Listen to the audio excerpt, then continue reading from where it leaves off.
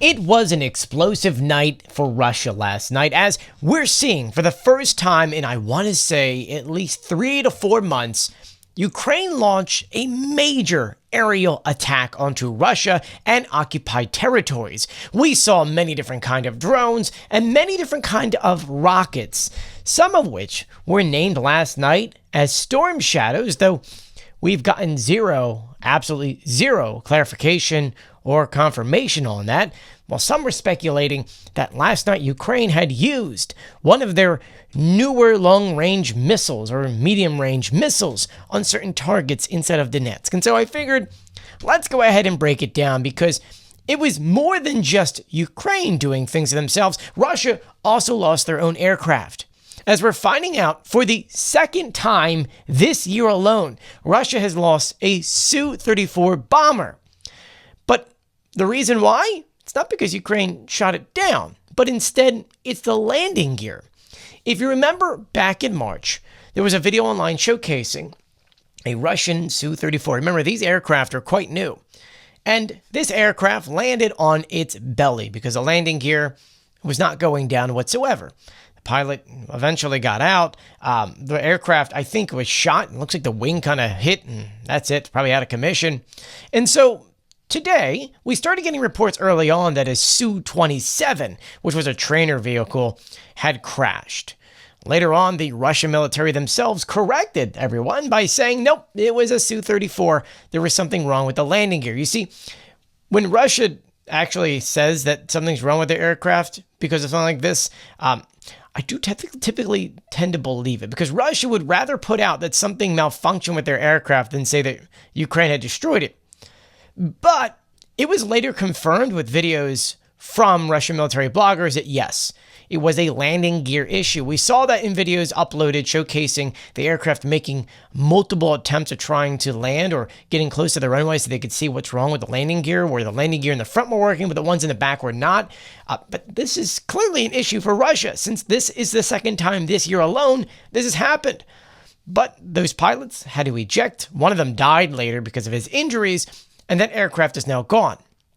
Clearly a major issue for Russia, but it's not the only aircraft that was destroyed today. We do know that Ukraine had sent specific kind of drones into Crimea last night, targeting an airfield, an air defense system, which went kaboom, and then they attacked a Su-30, in which reports state that it was just damaged. From the Crimean Wind Telegram channel, it may be that it might be out for quite some time, but that's kind of still up in the air right now. But when it comes to explosiveness, there were really 3 major explosions that make you go, oh, okay. The first one, or I guess the first 2, took place in the Donetsk Oblast, in which there was an extremely loud explosion in Donetsk. Residents said they heard what sounded to be engines, and then something big hit, and then they turn around and one of the science or state scientific research buildings were on fire. Now, this building was the Design Institute of Non-Ferrous Metals. Well, when Ukraine had it in their territory, it's now occupied by Russia, and Russia had taken that state building and transformed it into a Russian headquarters. Ukraine had gotten some really good intel that not only were there Russian officers inside, but also a general, a colonel, and a couple high-end officers were inside. Well, what did they do? Well, this is where we kind of have to piece things together, because Ukraine, while the SBU and all that put information about today's attacks, there's a lot of stuff kind of missing. Last night, if you watched my TikTok channel, we talked about how the Russian Telegram channel said that Ukraine had launched several Su-27s or something like that, and they were launched alongside with F-16s, in which then they launched quote-unquote Storm Shadows. Once again, we have no confirmation of if it were Storm Shadows or if Ukraine had to use their new technology. While the Ukrainian military hasn't really said anything about that, on the Russian side, they're saying that this building was hit. And from the reports coming through the channels, we're starting to piece together that a general and a colonel have both been taken out. We've seen pictures of them online now with people saying they're going to be missed, blah, blah, blah, blah, blah. But clearly, there was some kind of intel coming out about this visit, and that's why Ukraine had struck it. This building, if you saw the pictures and videos online, it's gone. It definitely looks like Ukraine had used some kind of powerhouse to demolish this entire thing. And they did it very strategically. Nothing else really was damaged around it except for this one building. And the craters and the holes are just, it's in another level. Now, as this attack was going on, in the same state, Ukraine targeted a rail station.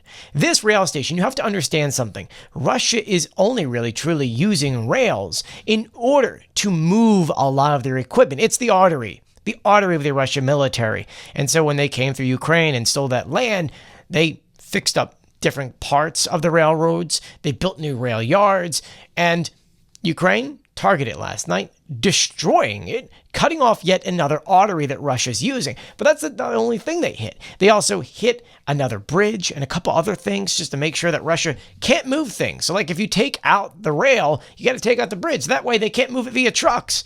And so that's what we saw. We saw Ukraine in Luhansk remove the Adar River bridge. And this is now gone. Now, we do know they used a combination of a drone missile. It is called the Peklo, and I feel like I'm saying that wrong because it could also be called Piccolo. This thing is terrifying looking, and Ukraine is now, I mean, they were testing it for a while. Now it seems like it's being used everywhere, and clearly every time they use it, they're getting more information and intel about it, and let's just say that it's doing its job. And I really am getting surprised on how many other companies aren't looking at Ukraine. I know the UK just announced they're doing a partnership, but other countries should be looking to see what Ukraine is doing and say, you know what, we're very unprepared for a drone war. We need to go ahead and start learning from Ukraine and investing inside of Ukraine. I think they said they can make, how many million a year, but they need the investment for it. That aside, the major attack that I kind of want to talk about is what happened 800 miles inside of Russia. Yeah, this was a deep one because Ukraine, they're using long-range drones to strike cities extremely far from the front lines. And last night, it was the Kopul military plant. This is where Russia makes their Tor air defense systems and other air defense systems. And as I'm recording this video, according to the SBU, those buildings are still on fire. We've seen tons of videos come through from Russian citizens that are just like, there's drones in our town. This is unbelievable. I can't believe this is happening. We're truly learning that Russia has no air defense systems. Like if Ukraine had an unlimited amount of long-range drones plus medium to long-range missiles, they can take out anything they want. And I mean, you look at just last night's map, you say they struck targets as far as south as Crimea, and they went 800 miles from the front lines into Russia. There is nothing safe inside of Russia. Now, remember, Russia had moved a lot of their air defense systems closer to Moscow because they were worried during that whole parade thing that Ukraine was going to strike it, even though they had no intentions of actually doing that. Since so many world leaders and officials would be there, it would be stupid to do such a thing. But because Ukraine has been destroying so many Russian air defense systems, and because Russia has moved so many air defense systems, we're seeing Ukraine do a lot of more unique stuff. Like, let's go back to what happened in Donetsk, flying those Ukrainian aircraft. The reports had came in that Ukraine, this is the deepest they had flown these aircraft kind of into different frontline areas, which means they're getting more confident that they're destroying a lot of these Russian air defense systems. And they're destroying them faster than Russia can make them. Heck, we just saw Russia announce just recently that they will not be delivering certain S-300s to India because they need them now, pushing back those deliveries, which are actually supposed to take place in 2023, to 2026 and 2027. So we're seeing Ukraine become more, how do I put this? They're striking things they would have never been able to strike unless they had destroyed things. So they're getting more confident knowing that they're destroying certain things and being able to cross a certain line they hadn't before to destroy things. That aside, it really was a bad night for Russian aviation. Besides that Su-30 that was destroyed or was damaged in Crimea, and now the Su-34, I mean, Russia, they're losing aircraft left and right. This past few weeks alone, they lost helicopters and other aircraft. You know, it's coming to a point to where Russian aviation is falling apart, and I definitely think that we're seeing a change. Now, is Russia going to respond tonight? Oh, extremely. They're probably going to plan something through the next few days. But I can tell you from reading the Russian Telegram channels, they're getting worried.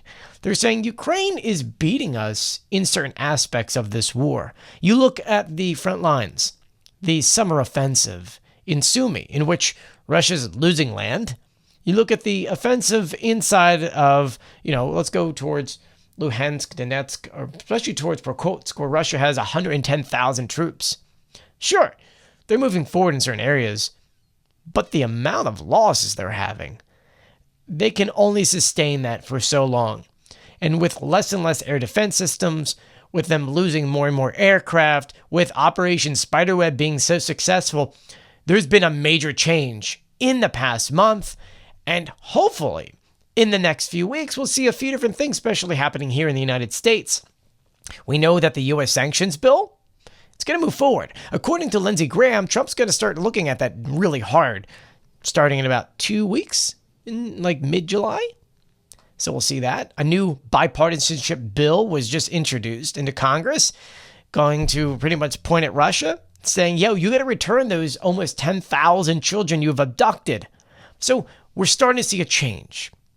And to me, the one thing that's stopping this change is actually Donald Trump not allowing Ukraine to buy more air defense systems, to buy, by the way, not take or give away for free, to buy frozen assets and things like that, and the sanctions onto Russia. Those are the things that are left. And if the United States plays this right, if they're able to put these sanctions together and let Ukraine buy certain equipment, by the end of July, we could see a major shift in this war. And that's what I'm hoping for. But let me know what you think in the comment section below. I'll be sure to keep you updated, so please do subscribe to my YouTube channel. If you want to sign up and actually financially support what I do here on YouTube, TikTok, or Substack, I have a paid Substack link in my bio, or you can go down into the description of this video, and there is monthly ones or yearly ones, and you would help an independent journalist like me, which I would greatly appreciate. And by the way, there is a free version. You still get emailed out on my newsletters, which is almost daily, the Ukraine Dispatch. But I want to thank you for joining me. If you haven't done so yet, please subscribe, turn on notifications, and give this video a thumbs up. I'm Joey. I'll see you later.